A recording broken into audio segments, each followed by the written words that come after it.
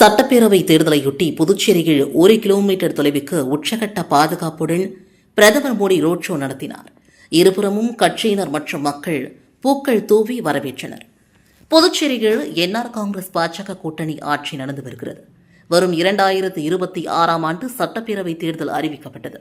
புதுச்சேரியில் தேசிய ஜனநாயக கூட்டணிகள் என்ஆர் காங்கிரஸ் 16, பாஜக 10, அதிமுக 2, லட்சிய ஜனநாயக கட்சி 2 என 30 தொகுதிகளில் போட்டியிட உடன்பாடு ஏற்பட்டு பிரசாரமும் உடனடியாக தொடங்கப்பட்டது. இதனைத் தொடர்ந்து தேசிய ஜனநாயக கூட்டணி கட்சி வேட்பாளருக்கு ஆதரவு திரட்டும் வகையில் பாஜக சார்பில் நடந்த ரோட் ஷோவில் பங்கேற்க பிரதமர் மோடி நேற்று மாலை 4 மணியளவில் சென்னையிலிருந்து ஹெலிகாப்டர் மூலமாக புதுச்சேரிக்கு வந்தார். புதுச்சேரி விமான நிலையத்தில் பிரதமரை முதல்வர் ரங்கசாமி வேட்பாளர்கள் வரவேற்றனர்.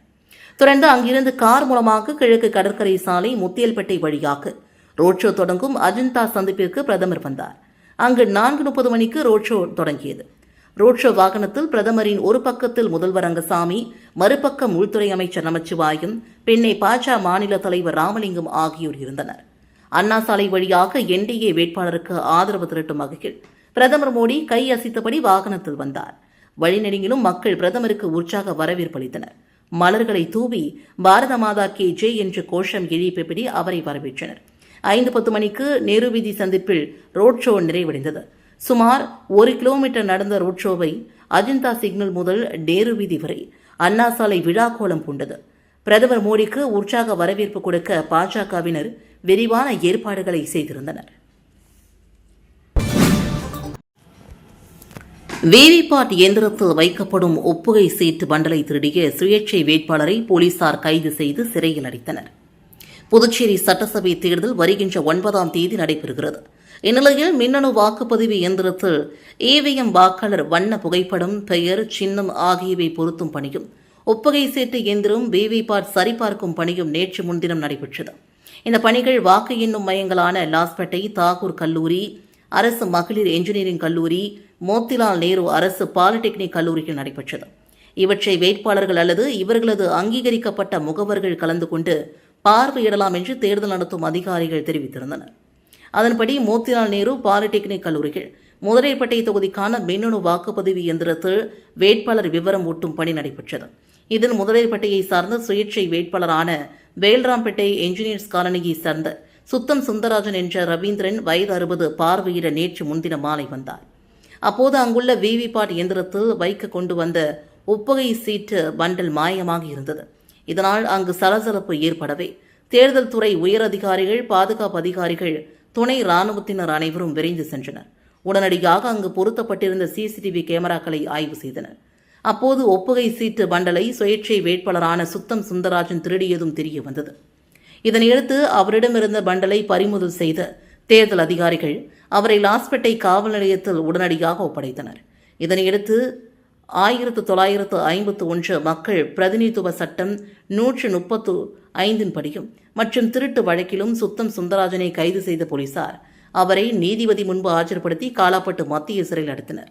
இதனால் தற்போது வாக்கு சேகரிப்பில் ஈடுபட வேண்டிய அவர் சிறையில் கம்பி எண்ண வேண்டிய நிலை ஏற்பட்டுள்ளது.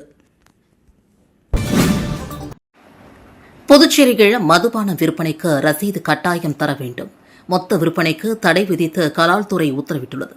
இது தொடர்பாக கலால்துறை துணை ஆணையர் மேத்யூ பிரான்சிஸ் வெளியிட்டுள்ள உத்தரவில் புதுச்சேரி பிராந்தியத்தில் உள்ள பல மதுபான கடைகள் மற்றும் மதுபான விடுதிகள் விற்பனையின் போது முறையான ரசீதுகளை வழங்குவதில்லை என்று புகார்கள் வந்துள்ளன.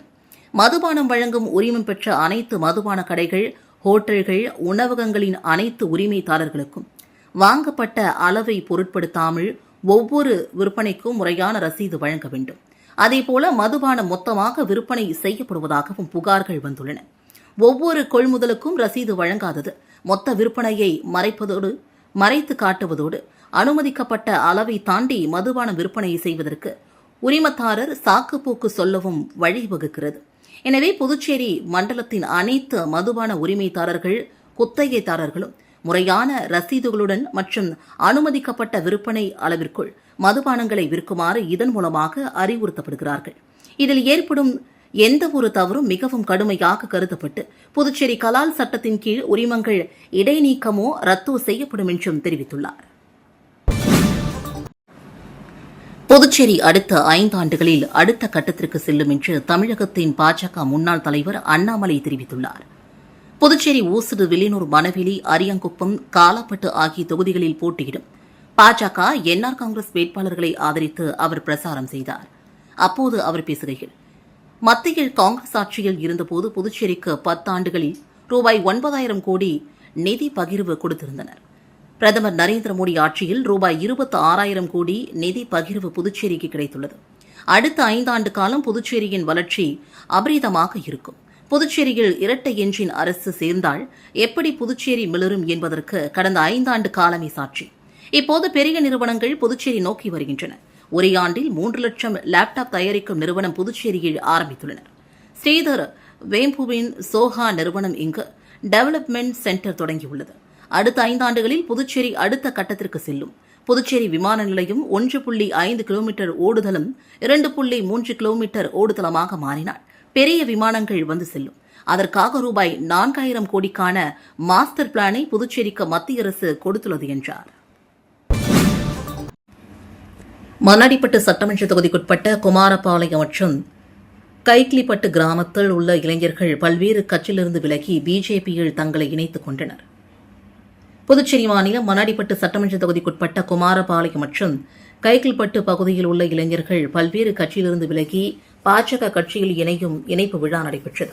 இதனது பகுதியாக உள்துறை அமைச்சர் நமச்சிவாயத்தை அவரது இல்லத்தில் நேரடியாக சந்தித்து குமாரபாளையம் மற்றும் கைக்கில்பட்டு பகுதியை சார்ந்த இளைஞர்கள் தங்களை பாஜக கட்சியில் இணைத்துக் கொண்டனர்.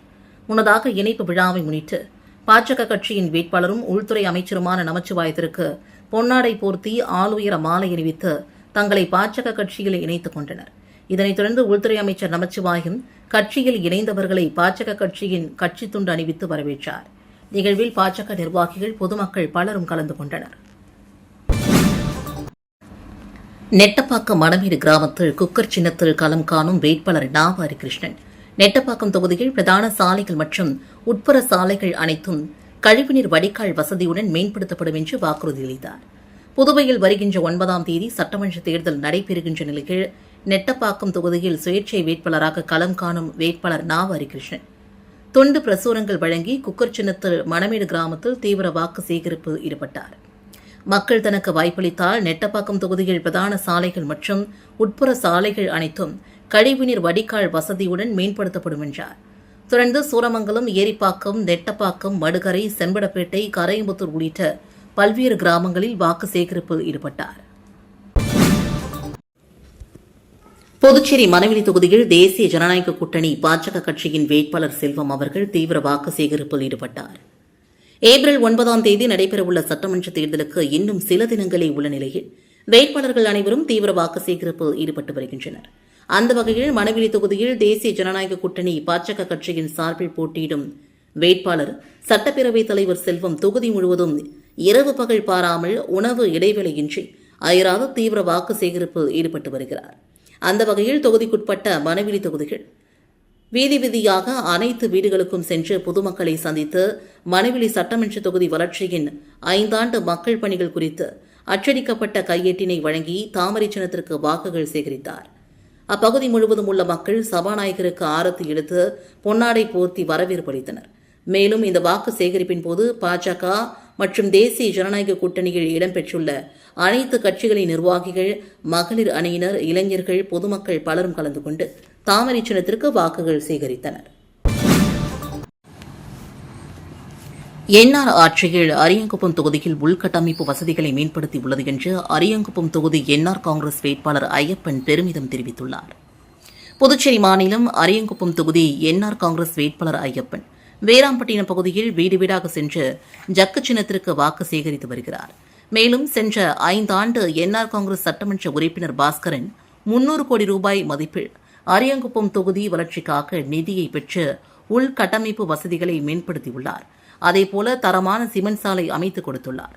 சுனாமி கோட்ரஸ் பகுதியில் நீர்த்தேக்க தொட்டி, வீராம்பட்டினம் துறைமுகத்திற்கு 80 கோடி நிதி ஒதுக்கி விரிவாக்க பணிகளை மேற்கொண்டு வந்துள்ளார். அனைத்து திட்டங்களும் அரியாங்குப்பம் தொகுதிக்கு சிறப்பாக செய்துள்ளார்கள். நலத்திட்ட உதவிகளை பயன்பெற்ற பொதுமக்கள் உற்சாகமாக வரவேற்பு அளிக்கின்றனர். மீண்டும் என்ஆர் காங்கிரஸ் தேசிய ஜனநாயக கூட்டணி வெற்றி பெறும் என்று மகிழ்ச்சியுடன் அரியங்குப்பம் சட்டமன்ற தொகுதி என்ஆர் காங்கிரஸ் வேட்பாளர் ஐயப்பன் தெரிவித்தார். புதுச்சேரி காமராஜர் நகர் தொகுதிக்குட்பட்ட செந்தாமரை நகர் பகுதியில் லட்சிய ஜனநாயக கட்சியின் தலைவர் ஜோஸ் சார்லஸ் மார்டின் அவர்கள் தர்பூசணி சின்னத்திற்கு வாக்கு சேகரித்தார். காமராஜர் நகர் தொகுதிக்குட்பட்ட செந்தாமரை நகரில் 31 நம்பர் வார்டு பூத் தலைவர் மோகன் மற்றும் 32 நம்பர் பூத் தலைவர் பிரியா ஆகியோர் ஏற்பாட்டில் அருள்மிகு ஸ்ரீ விஜய கணபதி திருக்கோவிலில் நடைபெற்ற சிறப்பு பூஜையில் லட்சிய ஜனநாயக கட்சியின் தலைவர் ஜோஸ் சார்லஸ் மார்டின் கலந்து கொண்டு சுவாமி தரிசனம் செய்தார். இந்நிகழ்வில் கோவில் நிர்வாகம் அவருக்கு பாரம்பரிய முறையில் பரிவட்டம் கட்டி மரியாதை செலுத்தினர். தொடர்ந்து அப்பகுதியில் வீடு வீடாக சென்று தர்பூசணி சின்னத்திற்கு வாக்களிக்குமாறு பொதுமக்களிடம் கேட்டுக் கொண்டார்.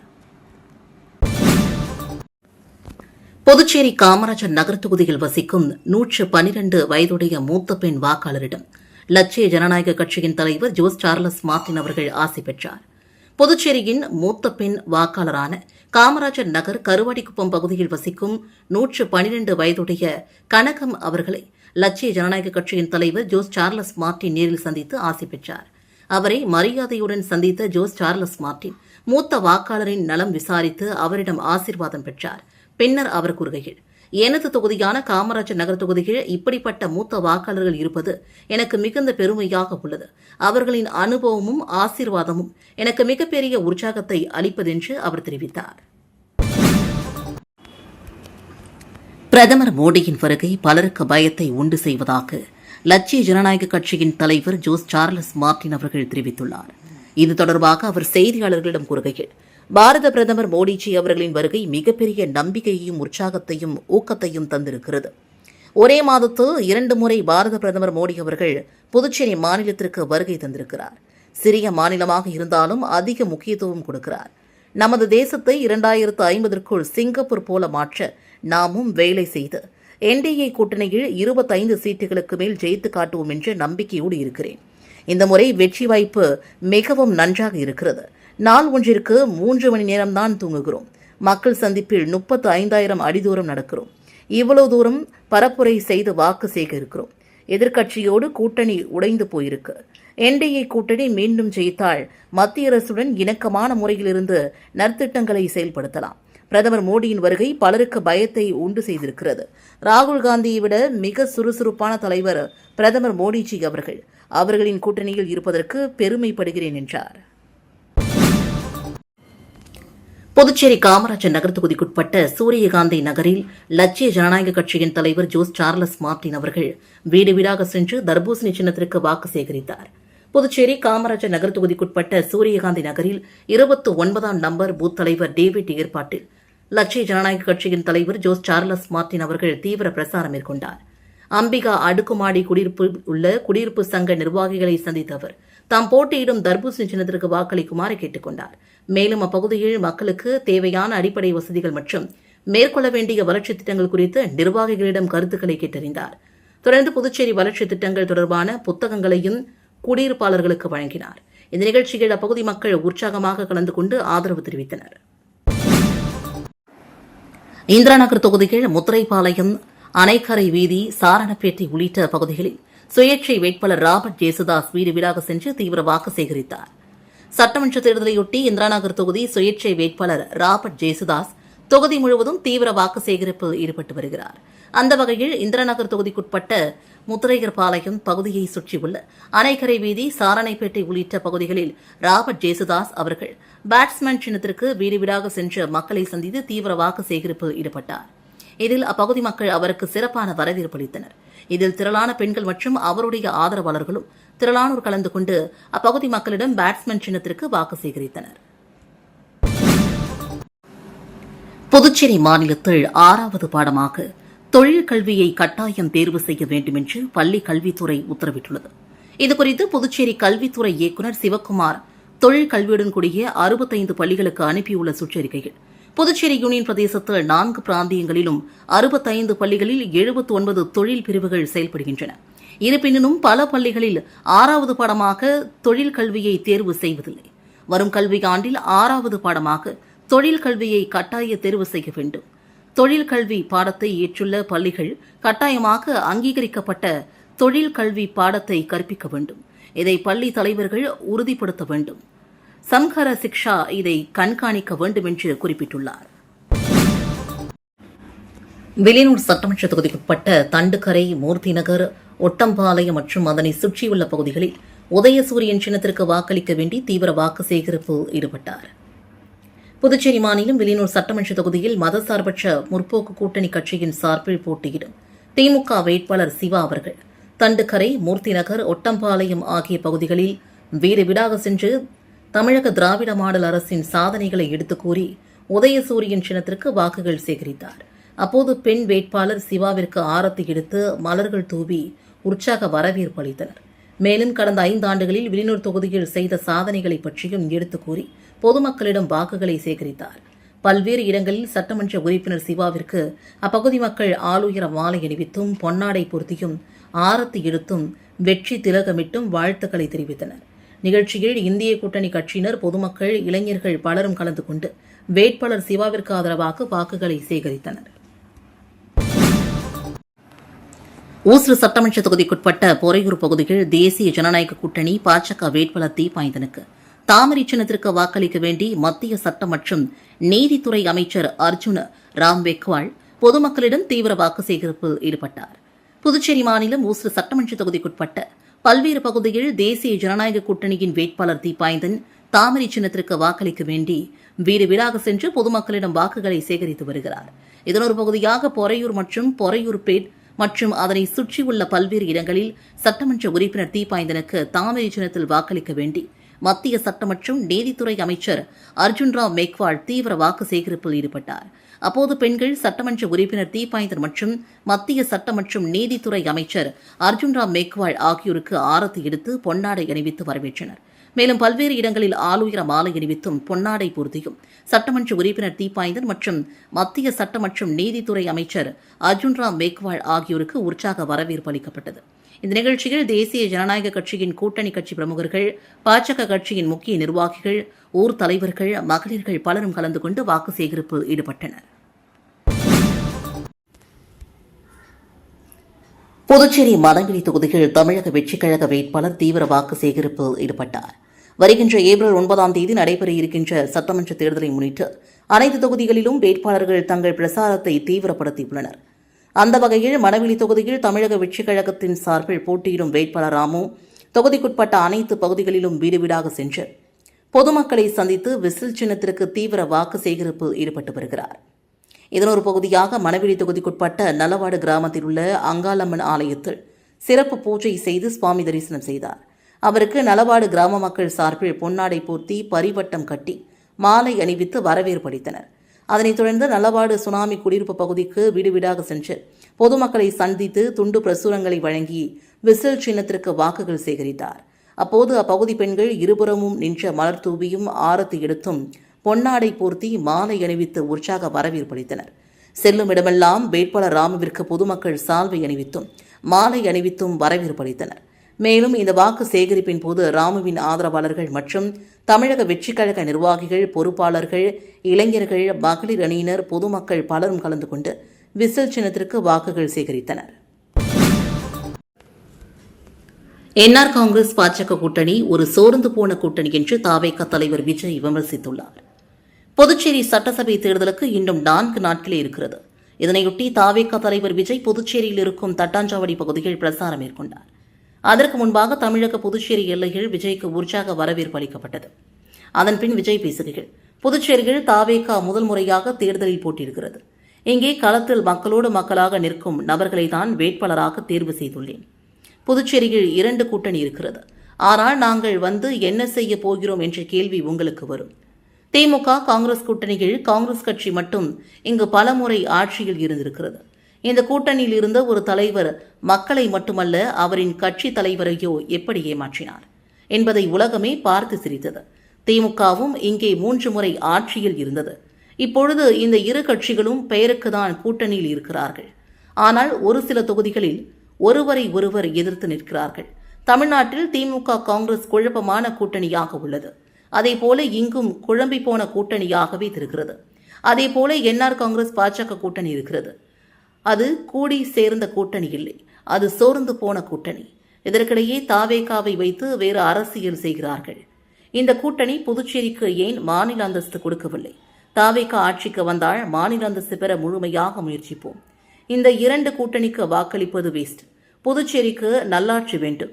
தாவேகாவிற்கு ஒருமுறை வாய்ப்பு கொடுங்கள். இந்த விஜய் உங்களுக்கு துணையாக இருப்பேன். தமிழ்நாட்டில் தாவேகா ஆட்சி அமையும். புதுச்சேரியிலும் தாவேகா ஆட்சி அமையணும் என்றும் தெரிவித்தார். நெட்டப்பாக்கம் தொகுதி காங்கிரஸ் வேட்பாளர் அன்பரசனை ஆதரித்து புதுவை மாநில தலைவரும் மக்களவை எம்பியுமான வைத்திலிங்கம் கைச்சின்னத்திற்கு வாக்களிக்க வேண்டி தீவிர பிரசாரம் மேற்கொண்டார்.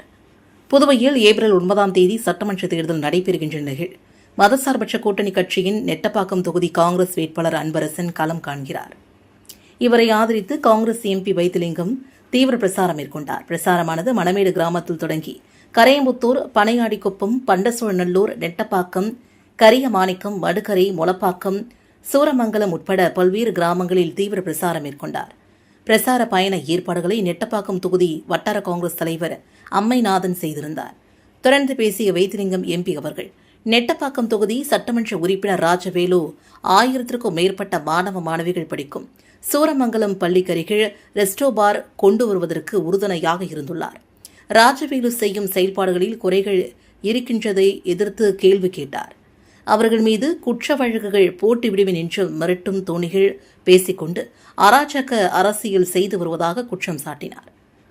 தன்னை வெற்றி பெற வைத்தால் தனக்கே மந்திரி என்று பேசிக் கொள்கிறார்.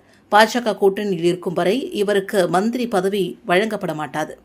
எந்த வேலை எடுத்தாலும் 30% கமிஷன் பெற்றுக்கொண்டு மக்களுக்காக பணி செய்யாமல் தனக்காக வேலை செய்து கொண்டிருக்கிறார்.